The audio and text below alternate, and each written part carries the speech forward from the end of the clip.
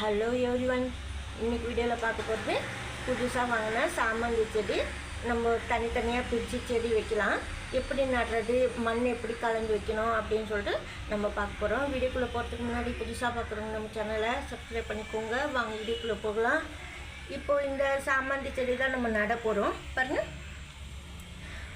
2 செடி நான் வாங்கும்போது இருந்தது இந்த தொட்டியில். சில இதில் 3-4 இருக்கும். இந்த வாட்டி வந்த பிளான்ட்டில் 1-2 தான் இருந்தது. நான் வாங்கின செடியிலே பாருங்கள், இதில் 2 இருக்குது. ஏற்கனவே ஒரு செடி வாங்கியிருந்தேன், 2 செடி வாங்கினேன், உங்களுக்கு சொல்லியிருப்பேன். ஒரு செடி நான் எனக்கு பாட்டில் போட்டுட்டேன், ஒரு செடி மட்டும் இப்போ பிரித்து வைக்கலாம்னு சொல்லிட்டு இது போல் கை விரலி வச்சுட்டு நம்ம இது போல் தட்டினோம்னா தனியாக வரும் பிளான்ட்டு. பாருங்கள், தனியாக வந்துடுச்சு பிளான்ட்டு. இப்போ நம்ம இந்த பிளான்ட்டு வந்து மெதுவாக வந்து இப்படி நீங்கள் வேர் உடைச்சிட்டு நடலாம், இல்லைன்னா தனித்தனியாக பிரிச்சுட்டு நடலாம். நான் இப்போ வந்து தனித்தனியாக தான் பிரித்து நட போகிறேன். ஏன்னா இந்த கலர்ஸ் எல்லாம் கிடைக்க மாட்டேங்குது, அப்பப்போ நம்ம போக வேண்டியதாக இருக்கும். அதே சமயத்தில் சேலுக்கு கூட நம்ம வைக்கலாம் பிளான்ட்டு. இது போல் வந்து நம்ம தனியாக பிரிச்சுட்டோம் பாருங்கள். ஏன்னா எப்படி தனியாக பிரிக்கிறதுன்னு சொல்லிட்டு வேர் கூட தனியாக எடுத்துகிட்டு மண்ணெல்லாம் கூட தனியாக உதிர்த்துட்டு நம்ம நடலாம். எப்படி வேணுமோ அப்படி நட்டுக்கலாம் நம்ம. ஆனால் எப்படி நட்டாலும் வரும் இந்த சாமந்தி செடி. நாட்டு சாமந்தி போல் தான் இருக்குது. இப்போது எந்த அளவு பாருங்கள், கப்பு தொட்டி.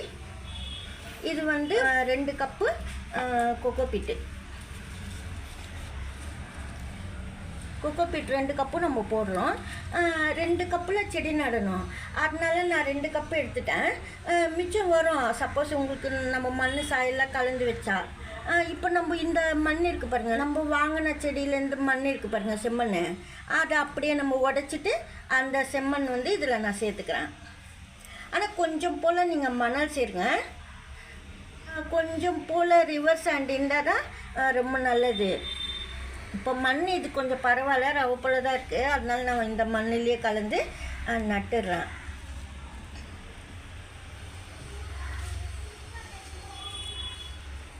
இது போல் நல்லா கலந்துட்டு கொஞ்சமாக பாருங்கள் வேப்ப முன்னாக்கு, கொஞ்சம் மண்புழு எருவு. இப்போ 2 பாட்டுக்கு இது வந்து கணக்கு என்னென்னா 3 கப்பு.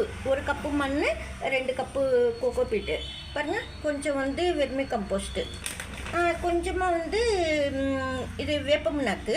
வேப்ப முன்னாக்கு போட்டால் தான் நல்லது, செடி டிசீஸ் வராமல் இருக்கும். அதுக்கு சொல்கிறேன் நான்.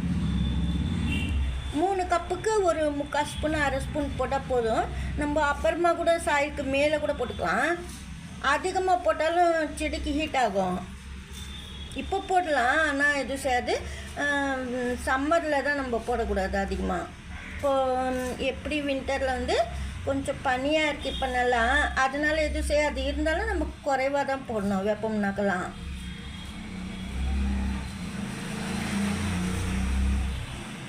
இதில் நம்ம கொஞ்சமாக வந்து மணல் சேர்க்கும்போது நல்லா ரவை போல் இருக்கும், செடிக்கு நல்லா லூஸாக இருக்கும் மண்.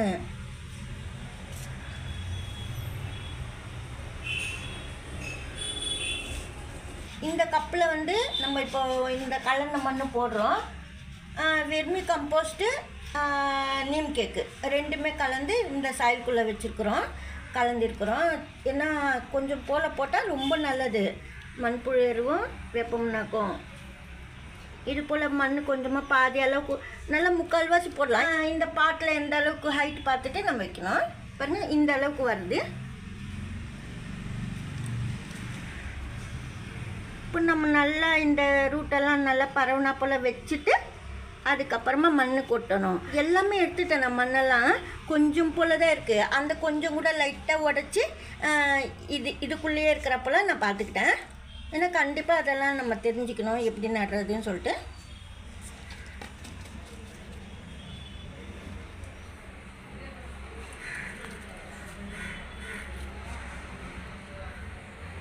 நான் வந்து இது போல் புது சாமந்தி செடி இது போல் பிரிச்சுட்டு சேலுக்கு கொடுப்பேன். இல்லைன்னா கட்டிங்ஸ் பண்ணிட்டு தான் ரூட் வர வச்சு நான் சேல் பண்ணுவேன் எப்போவுமே.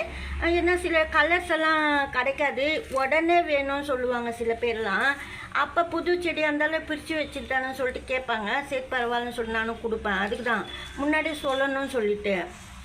ஏன்னா இப்போ நான் வைக்கிறேன் சேலுக்குன்னு சொல்லிட்டு அப்போவே நீங்கள் வாங்கிட்டு போனால் தான், அப்புறமா இருக்காது, கலர்ஸ் எல்லாம் நம்மளுக்கு கிடைக்காது. ஏன்னா சில டைமில் கேட்டுட்டு லேட்டாக வந்தால் அப்போ கிடைக்காது பிளான்ட்டு, அதுக்கு சொல்கிறேன். அதுக்கப்புறம் எனக்கும் வாடி போயிடும் புது செடி அப்படியே வச்சுருந்தா, அதனால நான் தொட்டிக்கு மாற்றிடுவேன்.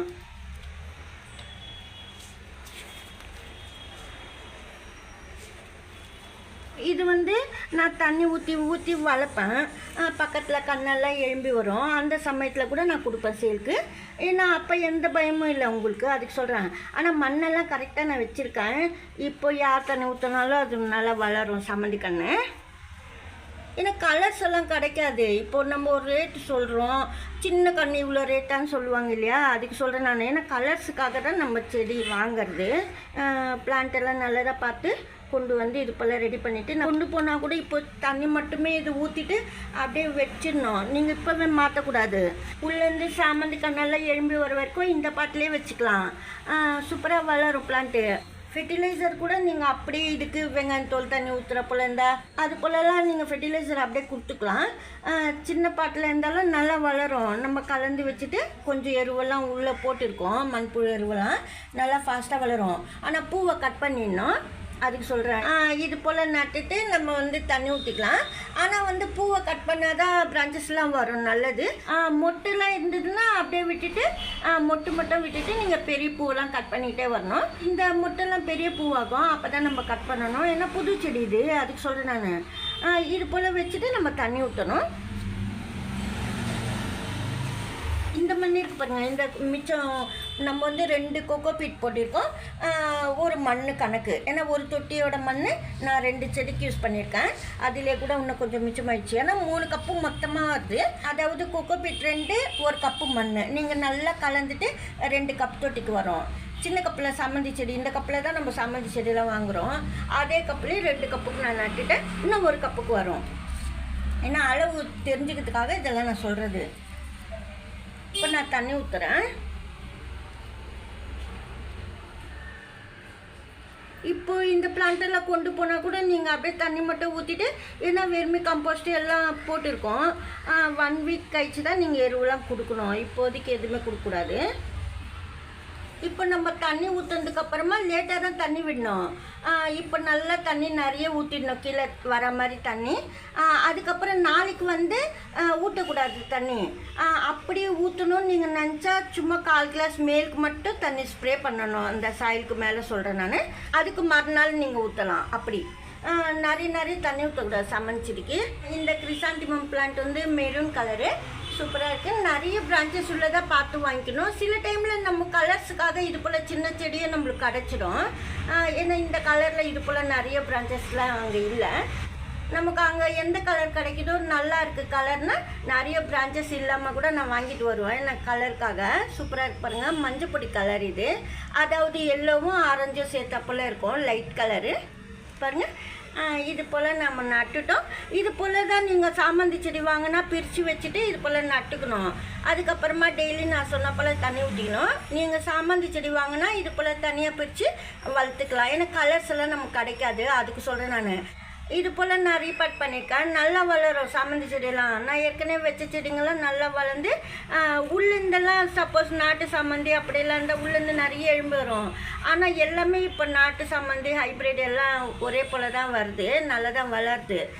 பர்பிள் கலர் சாமந்தி கூட நான் மேலே மாடியில் வச்சு பார்த்துருப்பீங்க. அதில் அந்த செடியில் கூட நிறைய சாயலுக்குள்ளேருந்து சின்ன கண்ணெல்லாம் எழும்பி வருது. நான் குட்டி கண்ணெல்லாம் நிறைய வரும்போது எடுத்து பதியத்துக்கு வச்சுட்டு அதுக்கப்புறமா நம்மளுக்கு கேட்குறவங்களுக்கு கொடுக்கறது. இந்த வீடியோ அவ்வளோதான். பிடிச்சிருந்தா லைக் பண்ணுங்கள். நன்றி, தேங்க்யூ.